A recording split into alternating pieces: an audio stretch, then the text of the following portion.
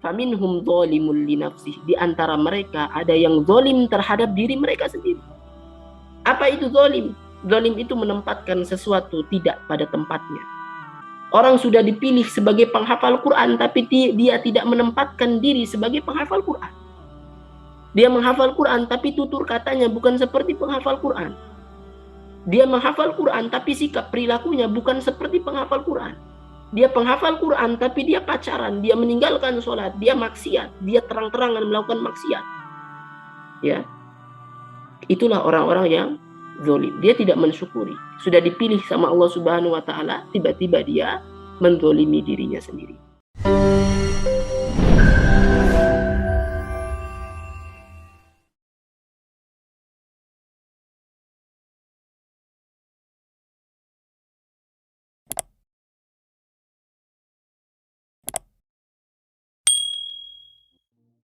Nah, untuk memulai kisah atau memulai kajian ini, saya ingin memulai dengan satu kisah yang pernah terjadi di zamannya Imam Nawawi.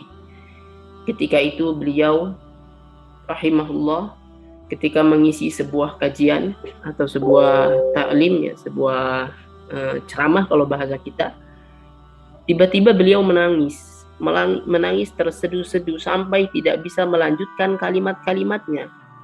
Maka para jamaahnya bertanya, "Wahai imam, kenapa engkau menangis?" Gitu ya. "Kenapa engkau menangis?" Dan Imam Nawawi ini menangis setelah membaca satu ayat di dalam surah Al-Hijr. "Nabbi ibadi anni anal ghafurur rahim wa anna azabi huwal azabul alim." Gitu ya. Kata Allah Subhanahu wa taala, "Kabarkanlah kepada hambaku bahwasanya aku Maha Pengampun, sedangkan azabku itu adalah azab yang pedih." Ayat inilah yang membuat Imam Nawawi menangis sampai tidak bisa melanjutkan kalimat-kalimatnya. Ketika ditanya, "Kenapa engkau menangis wahai imam?" Kemudian imam menjawab, "Tidakkah engkau melihat ayat Allah Subhanahu wa taala ketika Allah Subhanahu wa taala menceritakan tentang ampunan, dinisbatkanlah ampunan itu kepada dirinya. Nabbi ibadi anni anal ghafurur rahim, kabarkan kepada hambaku anni, bahwasanya akulah, ya, anal ghafurur, aku adalah pengampun." Jadi ampunan itu dilekatkan pada diri Allah Subhanahu wa taala. Tetapi ketika Allah Subhanahu wa taala menceritakan tentang azab, Allah tidak melekatkan pada dirinya. Wa anna azabi, dan azabku bukan ana tapi huwal azabul alim. Dia adalah azab yang pedih.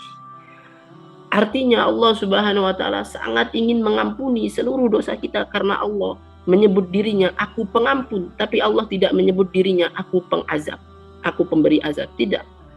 Allah Subhanahu wa taala mengampuni, tapi Allah sebenarnya tidak ingin mengazab.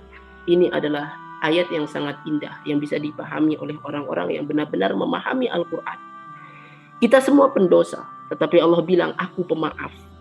Kita semua melakukan kesalahan, tapi Allah Subhanahu wa taala mengatakan aku pengampun. Innakum tukhti'una bil-laili wan-nahar, dalam hadis Arba'in yang ke-24, ya. Kalian wahai manusia melakukan dosa siang dan malam. Innakum tukhti'una bil-laili wan-nahar wa ana aghfiru dzunuba jami'a, tapi aku mengampuni semuanya. Fastaghfiruni aghfir lakum, mintalah ampun padaku, aghfir lakum, maka akan aku ampuni engkau. Coba perhatikan bagaimana ampunan Allah Subhanahu wa taala yang sangat besar. Kenapa saya mulai dari ampunan? Karena ampunan ini salah satu kebaikan yang besar daripada Allah Subhanahu wa taala. Dan salah satu bentuk ampunan yang besar itu, Allah Subhanahu wa taala kemudian menurunkan bulan Ramadan. Ya. Karena apa? Karena bulan Ramadan itu bulan ampunan. Inilah kebaikan Allah Subhanahu wa taala. Saat 11 bulan kita tenggelam dalam dosa, dalam setahun 11 bulan sudah kita mengejar dunia. 1 bulan itu Allah Subhanahu wa taala hadirkan Ramadan untuk menghancurkan dosa-dosa kita. Ya, karena Ramadan itu kan definisinya kata para ulama dari kata romido atau romado, yarmudu, yaitu membakar. Kata para ulama, apa yang terbakar? Yang terbakar adalah dosa-dosa kita. Karena Allah Subhanahu wa taala ingin kita masuk ke dalam bulan ini, bulan penuh ampunan, dan Allah Subhanahu wa taala ingin sekali membakar dosa-dosa kita. Dosa kita sudah terlalu banyak. 11 bulan dalam setahun kita melakukan maksiat. 11 bulan dalam setahun kita meninggalkan Allah Subhanahu wa taala. 11 bulan dalam setahun kita lalai. 11 bulan dalam setahun kita melupakan akhirat, kita mengejar dunia. Tapi ada 1 bulan yang Allah ingin menghapuskan seluruh dosa kita. Itulah bulan Ramadan. Karena itu bulan Ramadan lebih tepat dikatakan sebagai bulan ampunan. Nabi Muhammad SAW bahkan pernah dalam sebuah hadis saat Nabi Muhammad hendak naik ke mimbar 1 anak tangga, Nabi mengucapkan amin. Naik lagi ke anak tangga kedua, Nabi mengucapkan amin. Yang ketiga, Nabi mengucapkan amin juga. Ditanya oleh para sahabat, wahai Nabi, 5 amin tak? Kenapa engkau bilang amin setiap kali naik ke anak tangga mimbar? Kata Nabi, sesungguhnya Jibril mendatangiku dan menyampaikan 3 buah doa.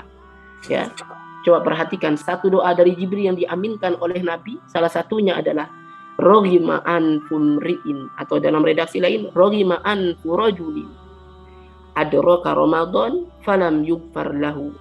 Ya, kata Jibril alaihi salam mengatakan, celakalah, sungguh hina, sungguh rendahlah. Roghima anfun itu hina di atas kehinaan.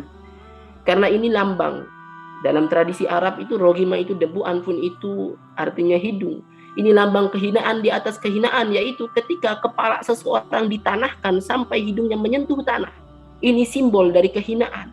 Kata Jibril, hinalah, sungguh hina, sangat-sangat hina orang yang bertemu bulan Ramadan. Falam yughfarlah, tapi nggak diampuni dosanya. Saking kebangetannya, kok bisa dia bertemu dengan bulan ampunan, tapi dosanya masih ada. Ya, karena mestinya kita bertemu dengan bulan Ramadan, kita mengikhlaskan diri di dalam amal, Allah Subhanahu wa taala pasti ampuni dosa-dosa kita. Karena bulan Ramadan adalah bulan ampunan. Nah, mempersiapkan bulan Ramadan, bulan yang kita sebut dengan bulan ampunan ini, maka apa yang mestinya harus kita persiapkan paling utama? Ya, apa yang harus kita persiapkan? Tentu ada banyak persiapan. Tapi kalau kita mengambil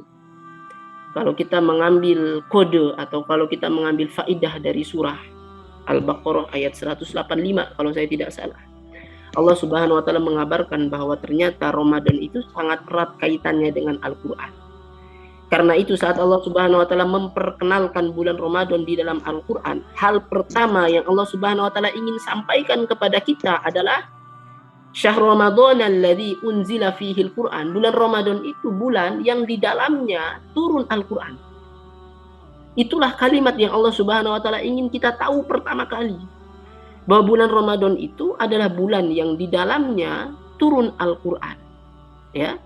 Itu hal pertama yang Allah Subhanahu wa taala ingin sampaikan kepada kita. Maka sudah selayaknya mulai dari sekarang kita perbaiki interaksi kita dengan Al-Qur'an.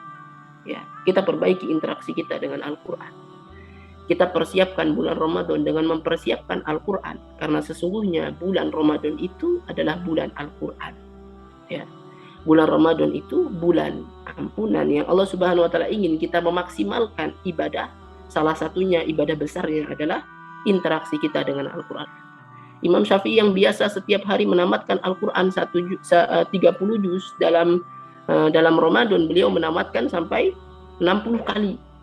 Ya, berarti sehari 2 kali tamat Al-Qur'an. Dan para ulama yang lain seperti itu. Mereka memaksimalkan Al-Qur'an. Ya. Hari ini kita coba membahas khusus dari surah Fatir ayat 32. Ya, kita membahas Al-Qur'an khusus dari surah Fatir ayat 32. Karena ini harus menjadi tamparan kita, terutama nanti bagi para penghafal Quran. Karena tema kita secara khusus di sini, Al-Quran bukan hanya untuk dihafal. Allah Subhanahu wa taala berfirman di dalam surah Fatir ayat 32. Mungkin yang memegang mushaf bisa sambil dilihat, diperhatikan. Kata Allah Subhanahu wa taala, "Tsumma awrasnal kitaba alladziina astafaina min ibadina." Kemudian kami wariskan kepada orang yang kami pilih. Istofaina, tsumma awrasnal kitab alladzi, kami wariskan Alkitab Al-Qur'an ini. Ya, perhatikan, Allah wariskan Al-Qur'an kepada siapa? Istofaina, kepada orang yang kami pilih. Min ibadina, di antara seluruh hamba kami. Kalau Allah Subhanahu wa taala mengatakan istofaina, berarti Allah Subhanahu wa taala benar-benar memilih. Berarti ini benar-benar hamba pilihan Allah Subhanahu wa taala. Ya. Ini benar-benar hamba pilihan Allah Subhanahu wa taala. Karena itu kita harus sadar pertama bahwa saat kita punya kesempatan membaca Al-Qur'an, berarti kita sedang dipilih oleh Allah Subhanahu wa taala. Saat kita punya kesempatan apalagi menghafal Al-Qur'an, berarti kita dipilih oleh Allah Subhanahu wa taala. Saat kita punya kesempatan untuk hadir di majelis ini, berarti Allah Subhanahu wa taala sedang memilih kita. Tidakkah kita mensyukuri itu? Coba sekarang pikir, apakah di luar sana tidak ada orang yang lebih soleh daripada kita? Banyak. Bukankah di luar sana masih banyak orang yang dosanya lebih sedikit daripada kita, yang masa lalunya tidak lebih kelam daripada kita? Tapi hari ini kenapa Allah Subhanahu wa taala yang memilih kita bertemu dengan kajian ini untuk membahas Al-Qur'an? Karena Allah Subhanahu wa taala, ketika Allah Subhanahu wa taala memilih seseorang, Allah wariskan kitab itu. Allah sampaikan. Jadi Al-Qur'an itu warisan untuk orang yang dipilih oleh Allah Subhanahu wa taala. Kayak para penghafal Quran itu, sebelum mengeluh dengan hafalannya, syukuri dulu hafalannya, karena Anda sudah dipilih oleh Allah Subhanahu wa taala. Kita sudah dipilih oleh Allah Subhanahu wa taala, mestinya nggak ada alasan untuk mengeluh. Nggak ada alasan untuk mengeluh, karena kita dipilih oleh Allah Subhanahu wa taala. Seandainya Al-Quran diturunkan kepada gunung-gunung hancur, tapi dia turun di hati kita, kita nggak hancur. Kenapa? Karena Allah berkehendak itu. Allah sedang memilih kita. Orang-orang kafir pernah di zaman Nabi Muhammad SAW itu protes, bertanya pada Nabi Muhammad. Allah Subhanahu wa taala berfirman, wa qala alladziina kafaru, dan orang-orang kafir itu mengatakan, laula nuzila hadzal Qur'an ala rajulin minal qaryataini 'azim. Kata orang kafir, kenapa sih Al-Quran ini nggak diturunin kepada orang yang kaya di antara kami, kepada orang yang terkemuka di antara kami? Kenapa Al-Quran ini kok diturunin kepada Muhammad, orang biasa, secara ekonomi kelas bawah? Kenapa sih Al-Quran nggak diturunin kepada orang besar di antara kita? Ada Walid bin Mughirah, ada Abu Jahal, ada Abu Lahab. Tapi Al-Quran turun kepada Muhammad, yang secara logika mereka atau secara pandangan mereka biasa aja Muhammad itu. Nasabnya memang bagus, tapi secara ekonomi kelas bawah gitu. Kok nggak diturun kepada kami para pemimpin, Abu Lahab, Abu Jahal, Walid bin Mughirah, Abu Sufyan misalnya, Akhnas bin Suraik, atau yang lain-lain gitu. Maka jawaban Allah Subhanahu wa taala sederhana. Kata Allah Subhanahu wa taala di ayat yang sama, Allah lanjutkan, ahum yaqsimuna rahmata rabbik. Memangnya mereka yang membagikan rahmat Allah? Ya, ahum yaqsimuna rahmata rabbik. Apakah mereka yang membagi-bagikan rahmat Allah Subhanahu wa taala? Mereka bertanya, kenapa Al-Quran nggak turun kepada kita? Kata Allah, memangnya kamu yang bagi rahmat? Karena Al-Quran itu adalah rahmat besar dari Allah Subhanahu wa taala. Nahnu qasamna bainahum ma'isyatahum fil hayatid dunya. Kamilah yang membagi-bagikan hidup kalian, membagi-bagikan rahmat kalian di antara kalian di dalam hidup kalian. Coba bayangkan, kalau hari ini kita bertanya, kenapa kita yang dipilih untuk baca Al-Quran? Kenapa kita yang dipilih untuk bisa membaca Al-Quran? Karena di luar sana ada banyak yang belum bisa. Kenapa kita dipilih mau menghafal Quran, padahal di luar sana banyak yang nggak mau menghafal Quran? Kenapa kita dipilih? Harusnya kita sadar, karena kita sedang dipilih oleh Allah Subhanahu wa taala. Istofaina min ibadina, tsumma awrasnal kitabal ladzina istofaina min ibadina. Kemudian kami wariskan kitab ini kepada orang-orang pilihan kami. Jadi itulah kebaikan Allah Subhanahu wa taala menurunkan Al-Quran kepada kita, dan hari ini kita bisa berinteraksi dengan Al-Quran. Karena Al-Quran itu dahsyat. Dia mukjizat, dia bukan makhluk. Dia kalam Allah. Kita berinteraksi dengan Al-Quran, kita sedang berbicara dengan Allah. Ya, jangan sangka bahwa kita sedang membaca, hanya sekedar membaca. Tidak, kita sedang berbicara dengan Allah Subhanahu wa taala. Kita dipilih oleh Allah Subhanahu wa taala. Tapi apakah semua orang yang dipilih oleh Allah Subhanahu wa taala pasti selamat? Tapi apakah semua yang dipilih oleh Allah Subhanahu wa taala kualitasnya sama? Sayangnya tidak. Karena ada banyak orang yang nanti tidak bersyukur setelah dipilih oleh Allah Subhanahu wa taala. Karena itu kita lanjutkan ayatnya. Tsumma awrasnal kitabal ladzina istofaina min ibadina. Kemudian kami wariskan kitab ini di antara hamba kami yang kami pilih. Faminhum zalimun li nafsihi, tapi sayang di antara mereka ada yang zalim terhadap dirinya sendiri. Ini golongan yang pertama yang kita bahas. Faminhum zalimun li nafsihi, di antara mereka ada yang zalim terhadap diri mereka sendiri. Apa itu zalim? Zalim itu menempatkan sesuatu tidak pada tempatnya. Ya, tidak menempatkan sesuatu pada tempatnya. Orang sudah dipilih sebagai penghafal Quran, tapi dia tidak menempatkan diri sebagai penghafal Quran. Dia menghafal Quran, tapi tutur katanya bukan seperti penghafal Quran. Dia menghafal Quran, tapi sikap perilakunya bukan seperti penghafal Quran. Dia penghafal Quran, tapi dia pacaran, dia meninggalkan sholat, dia maksiat, dia terang-terangan melakukan maksiat. Ya, itulah orang-orang yang zolim. Dia tidak mensyukuri. Sudah dipilih sama Allah Subhanahu wa taala, tiba-tiba dia menzolimi dirinya sendiri. Ya, kalau fadzalimun li nafsi, faminhum zalimun li nafsi, kita hubungkan dengan jiwa yang di dalam Al-Qur'an juga ada 3 golongan, karena nanti di sini ada 3 golongan. Nanti ada ulama yang menghubungkan dengan 3 jiwa di dalam Al-Qur'an. Maka zalimun li nafsi itu mereka yang memiliki jiwa yang di dalam Al-Qur'an itu dalam surah Yusuf, innan nafsa la'ammaratun bisu, sesungguhnya jiwa itu selalu mendorong kepada keburukan. Itulah yang namanya nafsul ammarah, jiwa yang pertama.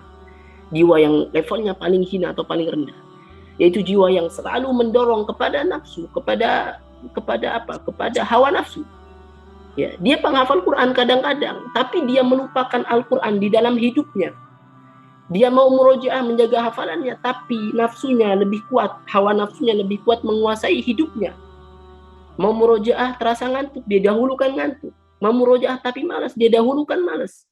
Mau murojaah tapi futur, dia nggak jadi murojaah. Mau baca Al-Quran, kemudian diajak teman main, dia dahulukan main. Kenapa? Karena innan nafsa la'ammaratun bisu. Dia ikuti seluruh hawa nafsunya. Hawa nafsunya nyuruh kemana, dia ikuti.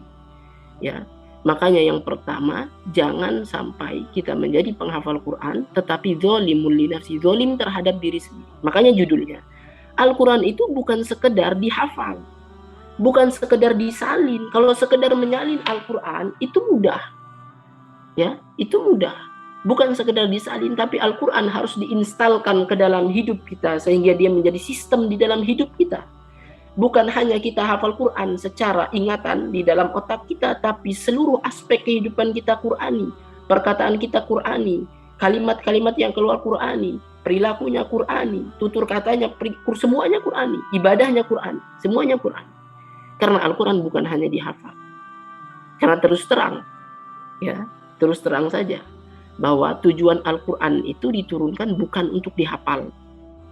Allah turunin Al-Quran itu, Allah wariskan Al-Quran itu bukan untuk dihafal. Terus terang aja. Kata Allah Subhanahu wa taala dalam surah Shad, kitabun anzalnahu ilaika. Kitab ini turun kepadamu. Kami turunkan kepadamu. Untuk apa? Liyadabbaru ayatihi, supaya ditadabburi ayatnya. Waliyatadzakkaru ulul albab, dan diambil pelajaran bagi ulul albab, berarti diamalkan. Berarti tujuan besar Al-Quran turun itu kalian harus paham, bukan dihafalkan. Untuk penghafal Quran berarti bukan berarti jangan ngafalin, menghafal pasti bagus gitu, tapi bukan hanya dihafalkan, tetapi kata Allah untuk ditadaburi ayatnya. Oke, menghafalkan Quran, tapi sudah sampai mana tadaburnya? Diamalkan sudah sampai mana? Ayat-ayat yang sampai dalam pikiran kita sudah dipraktikkan belum? Ketika Allah bilang wailul likulli humazatil lumazah, jangan menggibah, jangan mencela, sudah pernah kita praktikkan belum? Masih sering menggibah bukan? Alhaqumut takatsur, bermegah-megahan melalaikan kalian. Masih enggak kita bermegah-megahan? Itu kan semuanya ayat Allah. Wasjud waqtarib, sujud dan mendekat. Kita bersujud enggak dengan khusyuk pada Allah Subhanahu wa taala? Ya, karena tujuan Al-Quran itu terus terang bukan hanya dihafalkan, tetapi untuk diamalkan dan ditadabburi dan diamalkan. Makanya kalau kita perhatikan ada hadis Nabi Muhammad SAW yang menyebut 3 golongan pertama yang akan dilemparkan ke dalam neraka. Ketahuilah bahwa 1 golongan tersebut adalah penghafal Quran. Ya, 1 golongan tersebut adalah penghafal Quran. Kenapa? Begitu ditanya, wah ya Allah, aku menghafalkan Quran. Ya, aku menghafalkan Quran, aku membacanya siang dan malam, kata dia. Tapi kata Allah Subhanahu wa taala, "Madza amilta lima alimta?" Apa yang sudah kamu amalkan dari apa yang sudah kamu hafal itu? Dia nggak bisa jawab. Saya hafal, tapi saya bingung kan.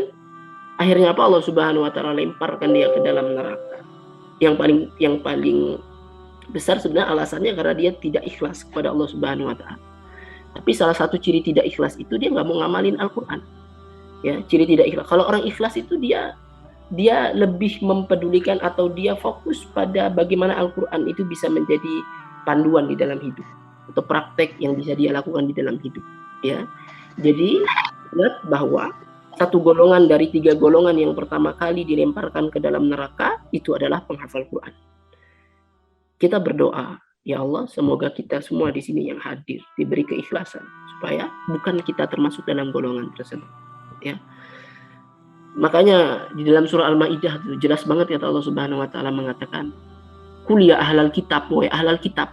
Ahlul kitab itu sebenarnya Nasrani dan Yahudi, tapi ayat ini nanti bisa juga kepada orang-orang yang Al-Qur'an karena jelas disebutkan di dalam ayat tersebut. "Qul ya ahlal kitab, wahai ahlal kitab, lastum ala syai'in." Kamu tuh nggak dianggap apa-apa. Lastum ala syai'in, kamu tuh bukan apa-apa. Hatta tuqimut Taurata wal Injil. Kalau ini konteksnya Nasrani dan Yahudi, sampai kalian menegakkan Taurat dan Injil. Wa ma unzila ilaihim mir rabbihim, dan apa yang Allah Subhanahu wa taala turunkan setelah itu Al-Qur'an. Jadi penghafal Quran, kalian nggak dianggap apa-apa, bukan apa-apa. Oke, penghafal Quran, tapi kata Allah bukan apa-apa. Kalian lastum ala syai', nggak dianggap. Sampai apa? Sampai kalian menegakkan, tukimut itu artinya menegakkan, mengamalkan, benar-benar tegak menegakkan Al-Quran itu, mengamalkan Al-Quran. Kalau kita belum sampai situ, kita nggak boleh bangga. Cuma hafal nggak boleh bangga. Ya, kita bukan bangga tapi bersyukur. Kalau bersyukur boleh, harus. Tapi kalau bangga, saya hafal Quran, itu nggak boleh. Nah, itu golongan yang pertama. Di antara hamba yang dipilih sama Allah Subhanahu wa taala ternyata ada yang zalim terhadap dirinya sendiri.